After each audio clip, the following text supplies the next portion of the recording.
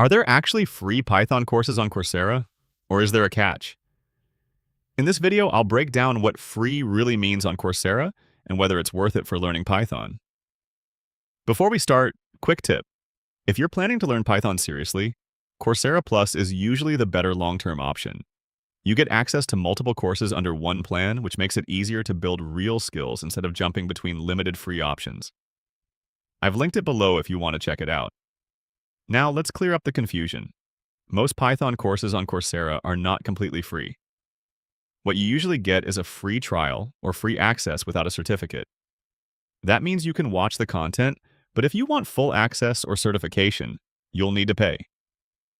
There are a few truly free options. For example, guided projects like Create Your First Python Program are fully free and beginner-friendly. But here's the reality. These are very short and limited. They won't take you from beginner to job-ready skills. Now let's talk about the best free trial options. Courses like Programming for Everybody and Google's Crash Course on Python are available with a free trial and have excellent ratings and large numbers of reviews. These are much more complete and actually teach you programming fundamentals. So technically, you can start learning for free.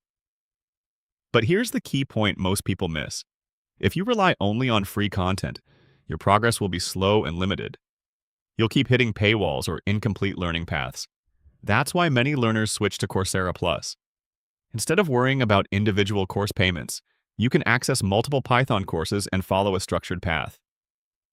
For example, you can start with Python Basics, then move into data science, automation, or web development without stopping. That's a much more efficient way to learn. But let's keep it real. Even with paid access, courses alone are not enough.